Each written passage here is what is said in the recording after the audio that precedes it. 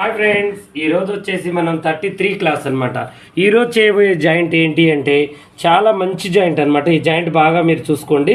ఇది ఏంటి అంటే ఫ్రంట్ పార్ట్కి ఎక్కువగా మనకి ఈ మూలకి ఎప్పుడు కూడా క్లాత్ తక్కువ అవుతూ ఉంటుంది. ఒక్కొక్కసారి ఒరిజినల్ తక్కువ అవుతుంటుంది, ఒకసారి మనకి లైనింగ్ తక్కువ అవుతూ ఉంటుంది. అలా కాకుండా రెండు కూడా తక్కువైన రోజు మనం ఏం చేయాలి అంటే ముందు పార్ట్ మనం క్రాస్గా కట్ చేసుకుంటాం కాబట్టి ఇలా మనం ఏం చేయాలంటే స్ట్రైట్ పీసులు రెండు తీసుకోవాలి.